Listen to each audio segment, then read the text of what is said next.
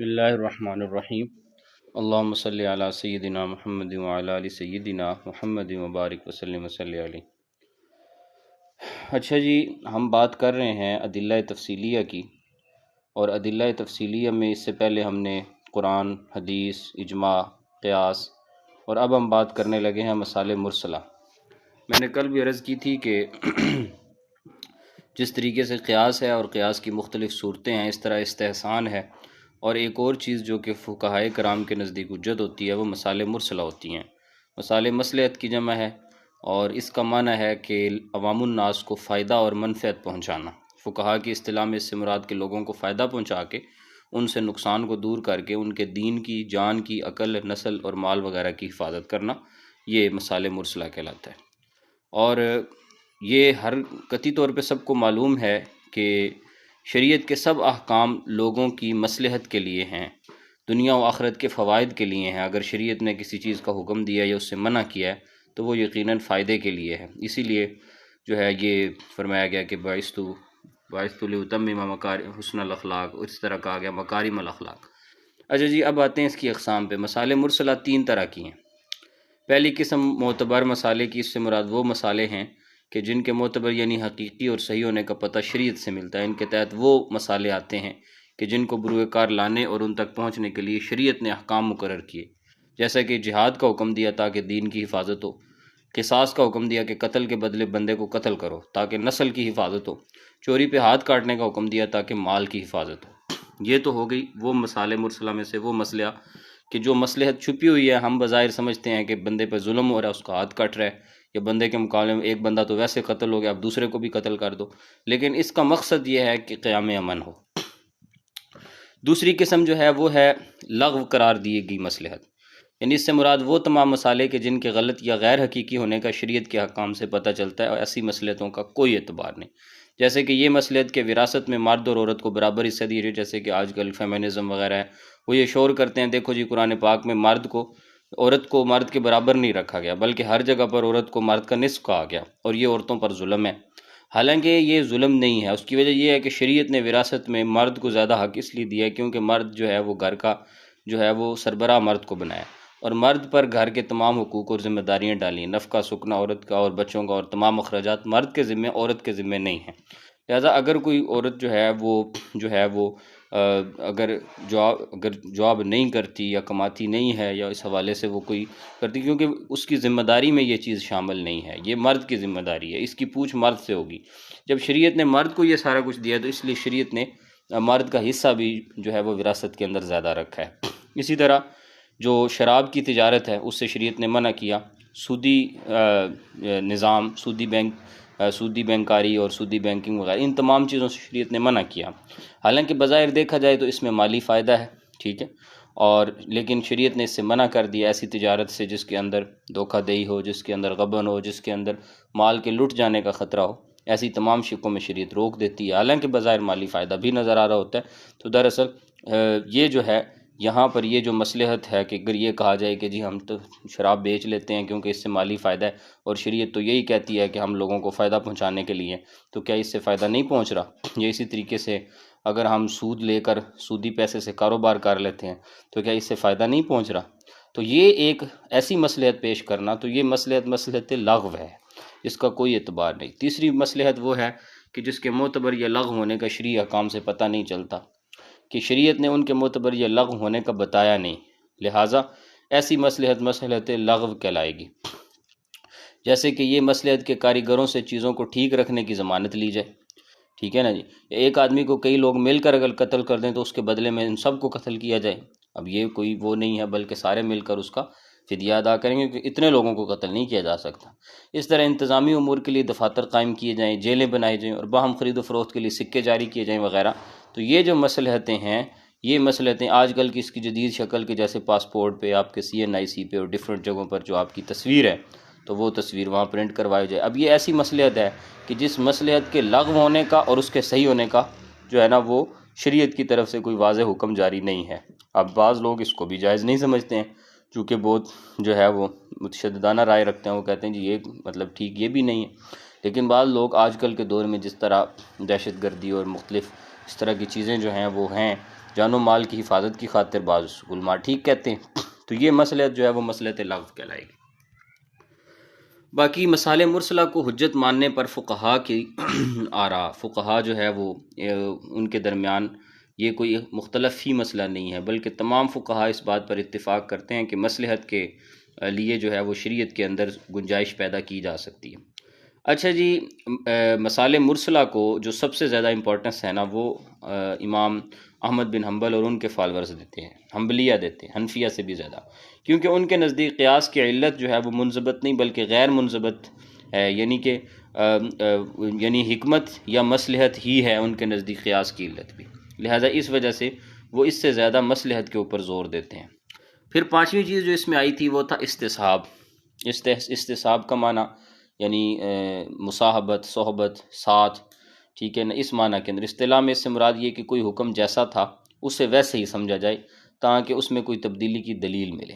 چنانچہ جو چیز پہلے سے مباح اسے مباح رکھا جائے، اس کی میں نے مثال پہلے بھی دی تھی کہ ایک مرتبہ حضرت عمر بن عاص اور حضرت عمر رضی اللہ تعالیٰ عنہ ایک کنویں پر پہنچے، جب اس کنویں پہ پہنچے تو اب حضرت عمر بن عاص جو ہے وہ بتانے لگے حضرت عمر کو کہ یہ جو کنواں ہے اس کنویں پہ جانور آتے ہیں اور اس کی جو ہے نا درندے آتے ہیں یہاں پر، تو یہ جو پانی پر یہاں پہ کھڑا ہو یہ پانی ٹھیک نہیں ہے، اور پیاس دونوں کو لگی تھی، تو حضرت عمر جانچ گئے، حضرت عمر نے حضرت عمر کے منہ پہ ہاتھ رکھ دیا اور پانی پی لیا۔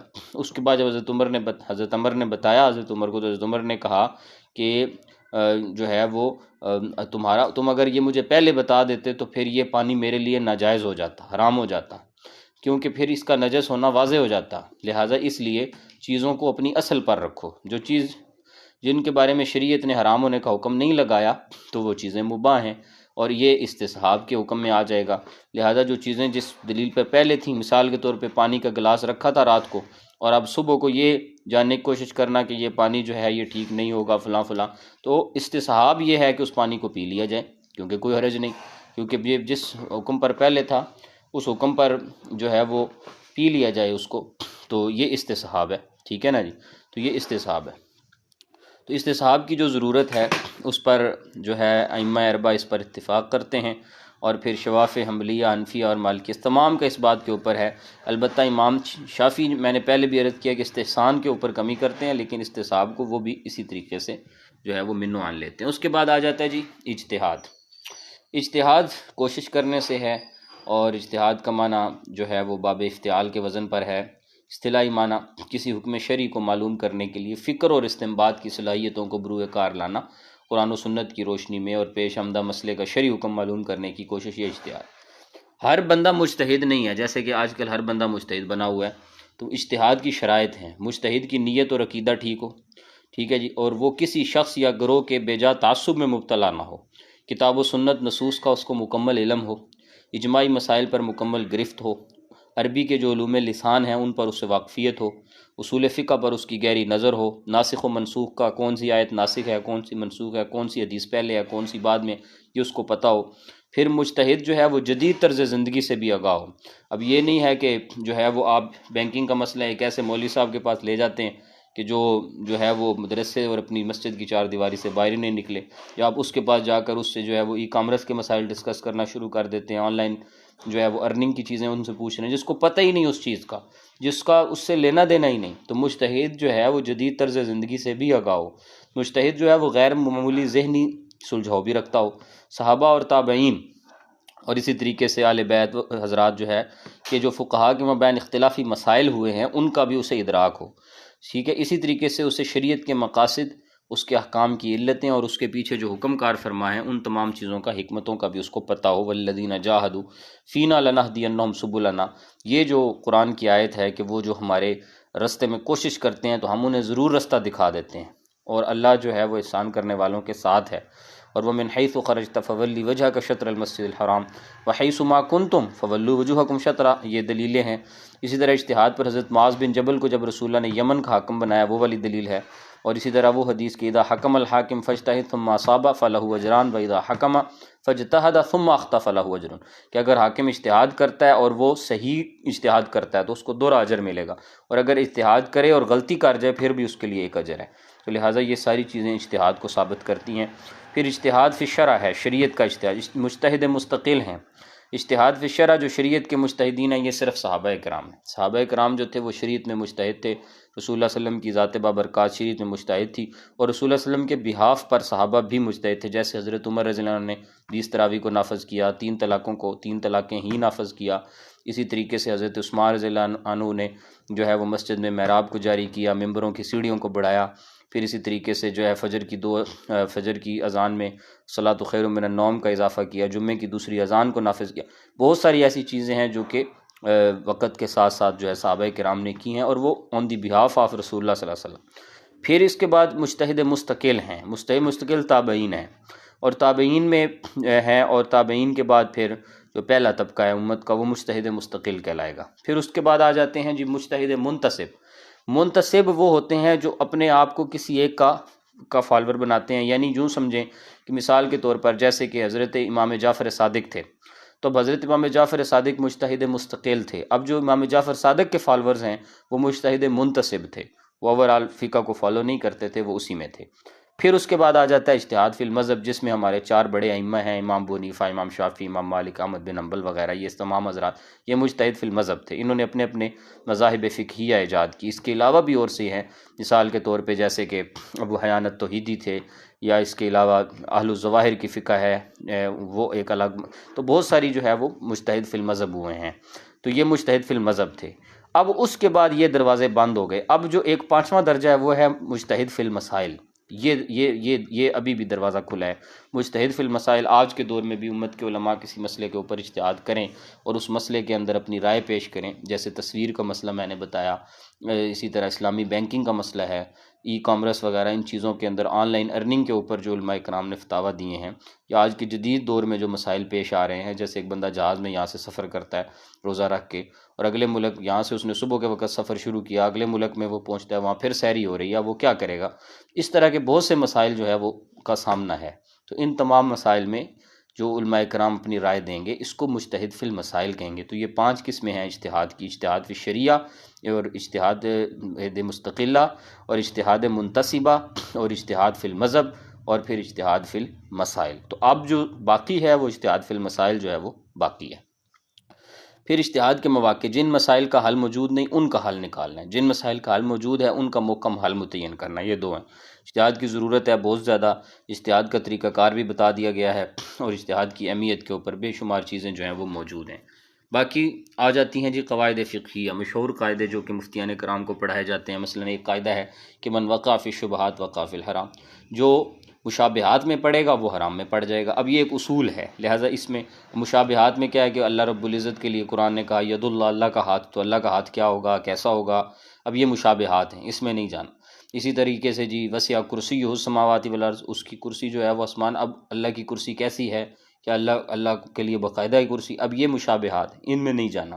تو یہ فقہ نے ایک ضابطہ بنایا کہ من وقع فی الشبہات وقع فی الحرام. اسی طریقے سے آپ نماز پڑھنے لگے ہیں تو آپ کو وہم ہو گیا جی میرا وضو نہیں ہے، بار بار شبہات آ رہے ہیں، تو ان شبہات سے بچنا ہے.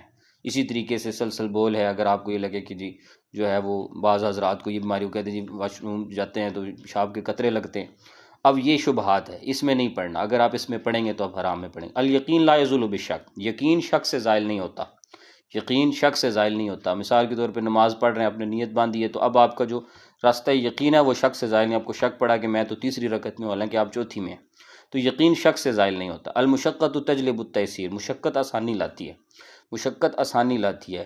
اس سے یہ اصول بھی نکلا کہ جو مال جتنی جو ہے وہ آسانی کے ساتھ آتا ہے اس کے جو ہے نا حلال ہونے میں اتنا ہی شبہ ہوتا ہے، اور جو جتنی مشقت سے آتا ہے وہ اتنا ہی حلال ہوتا ہے. اسی طرح الاجتہاد لا ينقض بالاجتہاد، اجتہاد سے نہیں ٹوٹتا. یہ ایک اصول ہے فقہا کا کہ اجتہاد جو ہے وہ اجتہاد سے نہیں ٹوٹتا. اذا اجتمع اجتہاد ٹوٹے گا کس سے؟ اپنے سے اوپر کی دلیل سے، قیاس سے ٹوٹے گا، سنت سے ٹوٹے گا، قرآن سے ٹوٹے گا. اجتہاد سے نہیں ٹوٹے گا. اذا اجتمع الحلال والحرام غلب الحرام، جب حلال اور حرام مجتمع ہو جائے، ٹھیک ہے، تو پھر حرام جو ہے اس کو غلبہ حاصل ہو جاتا ہے. مثال کے طور پہ اگر ایک دودھ ہے، اس دودھ کے اندر ایک تھوڑا سا بھی حرام کا قطرہ ہے تو وہ اس پر حرام کیا ہو جائے گا؟ غالب ہو جائے گا. جب حلال و حرام جمع ہو تو حرام کو ترجیح دی جائے گی. الاثار فی القرب مکروہ وفی غیرہا محبوب، اپنے جو ہے قرب و عبادت کے کاموں میں اثار کرنا یہ مکروہ ہے، جبکہ اس کے علاوہ کے کاموں میں اصرار کرنا یہ پسندیدہ ہے۔ الحدود تسقط بشبہات، حدود جو ہوتی ہیں وہ شبہ سے ساکت ہو جاتی ہیں، نہیں لگائی جاتی ہیں، بہت احتیاط۔ اسی لیے فرمایا زنا کی جب حد بیان کی گئی وہاں پہ کہا گیا 4 گواہ ہوں، چاروں مرد ہوں، اور چاروں ایسے دیکھیں جیسے کالمیل والمکحلہ، اس طریقے سے وہ دیکھیں۔ تو پھر شریعت کہتی ہے کہ اب جو ہے اگر شادی شدہ مرد نے زنا کیا تو اسے رجم کیا جائے گا، اور اگر غیر شادی شدہ نے کیا تو اس کو 100 کوڑے لگائے جائیں گے۔ تو حدود شبہات سے تھوڑا سا بھی اگر شبہ ہے تو حد ساکت ہے۔ الفرض افضل من النفل، فرض نفل سے افضل ہے، لہٰذا اگر فرض پورا کرنے کا موقع ہے، ٹھیک ہے، اور وہاں پر نفل بندہ پورا کرتے رہے تو اس میں فرض کو پورا کرنا اور نفل کو چھوڑنا یہ بہتر۔ ما حرم اخذو حرم عطاؤ، جس کا لینا حرام ہے اس کا دینا بھی حرام ہے۔ یہ ایک اصول بن گیا کہ جس کا لینا حرام ہے اس کا دینا بھی حرام ہے۔ تو لہٰذا اگر کوئی بندہ حرام کی کمائی کما رہا ہے اور وہ اس کو جو ہے وہ صدقہ کرتا پھر رہا ہے لوگوں کے اوپر، خود وہ مال حرام ہے، مال تجارت کا سورس اس کا حرام ہے، اس کی جو ارننگ ہے اس کا ذریعہ حرام ہے، اور وہ اس کو لوگوں کے اندر جو ہے وہ بانٹتا پھر رہا ہے، تو جس کا لینا حرام ہے اس کا دینا بھی حرام ہے۔ الضرورات تبیح المحظورات، ضرورتیں جو ہے وہ ممنوع چیزوں کو مباح کرتی ہیں۔ ایک بندہ جو ہے وہ جنگل میں ہے یا ایسی جگہ پہ ہے جہاں پر اسے بھوک اتنی شدت کے ساتھ لگ گئی ہے کہ اگر وہ نہیں کھائے گا تو مر جائے گا، تو ایسی صورت میں اب اس کے لیے وہاں پر جواز ہے کہ وہ ضرورت کے بقدر استعمال کر سکتا ہے۔ تو ضرورتیں جو ہیں وہ ممنوع چیزوں کو بھی مباح کر دیتی ہیں۔ الضرورت تقدر بقدریہ، ضرورت جو ہے وہ اس کی مقدار اتنی ہوگی جتنی ضرورت ہے، یہ بھی ایک اصول بنا دیا شریعت نے۔ اب یہ نہیں ہے کہ وہاں پر جو ہے وہ حرام اس کو استعمال کی اجازت تو مل گئی ہے، اب وہ سور کا جو ہے وہ اس کے پیزے بناتا رہے یا اس کا جو ہے وہ اس کو تل کے کھاتا رہے، ایسا نہیں، بلکہ الضرورت تقدر بقدریہ۔ اسی طرح الاصل براءۃ ذمہ، اصل میں انسان تمام ذمہ داریوں سے بری ہے، اصل میں انسان تمام ذمہ داریوں سے کیا ہے، بری ہے، اصول یہ ہے، پھر اس کے اوپر ذمہ داریاں پڑتی ہیں۔ تو یہ ہے جی۔ اس کے بعد کتابیں ہیں، یہ کتابیں ان میں سے اکثر میں آپ کو پڑھا چکا ہوں، مزید جو ضروری ہوں گی وہ بھی انشاءاللہ تعالیٰ ساتھ ساتھ آپ کو بتا دی جائیں گی۔ جزاکم اللہ احسن الجزا۔ حافظ جی کہڑی کتاب صحیح معلومات والی ہوندی ہے؟